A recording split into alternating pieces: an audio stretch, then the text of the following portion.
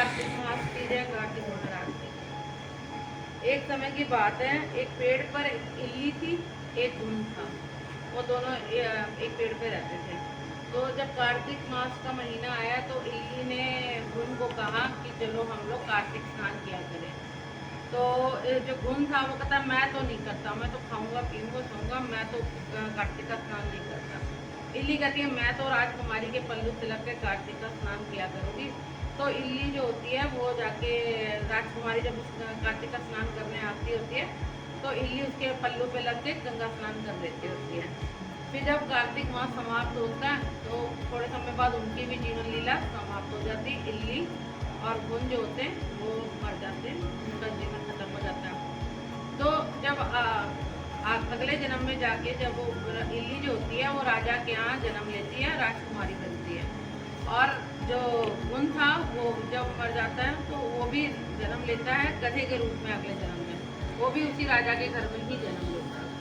तो जब राजकुमारी थोड़ी बड़ी होती है तो राजा और राजकुमारी का विवाह कर देता है। तो राजकुमारी जब जाने लगती है तो वह अपने रक्त को रोकती है और वह पुनः अपने पिता के घर की तरफ मुड़कर आती है और वो कहती है कि मुझे कुछ चाहिए आपसे। तो वो कहते हैं तुझे क्या चाहिए, जो तुझे चाहिए तू ले जा यहाँ से। तो वो कहती है मुझे वो गधा चाहिए।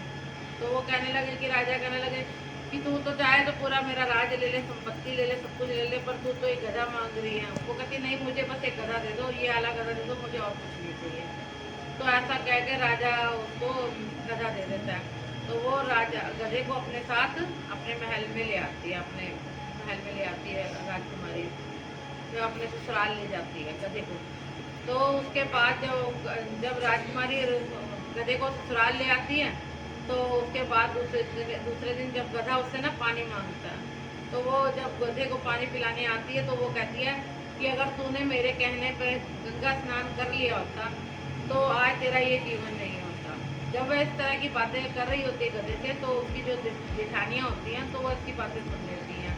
तो वो अपने जाके देवर को राजकुमार को बताती हैं कि जाके कि तू ये किस औरतों को जादू करने को शादी करके लाया है जो जानवरों से बातें करती है।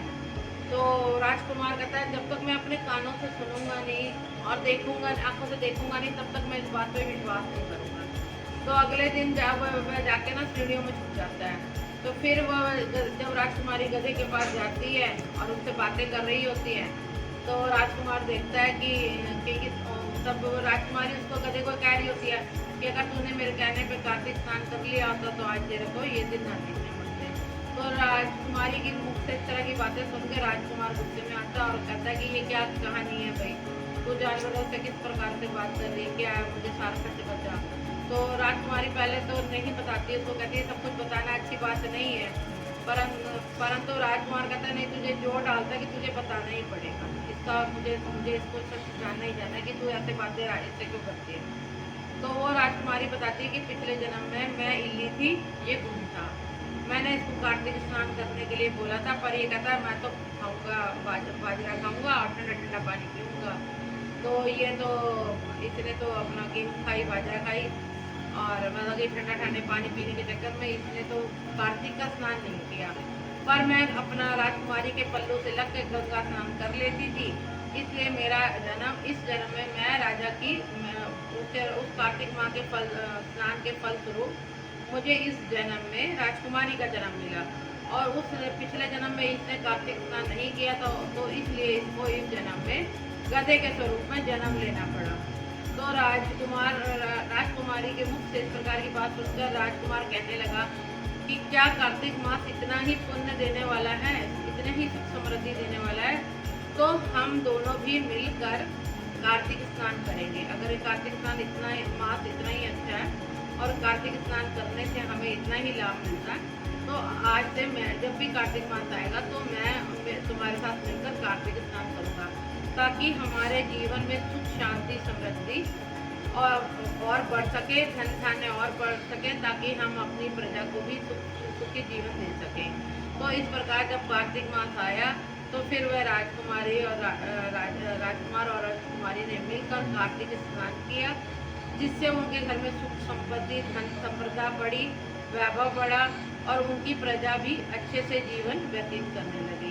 तो हे कार्तिक महाराज, जिस प्रकार उस राजकुमारी को उतारा, उस इल्ली को तारा, उसी प्रकार इस कथा सुनने वाले को और कथा बोलने वाले को, श्रवण करने वाले को भी तारो। जय जय कार्तिक माँ की जय।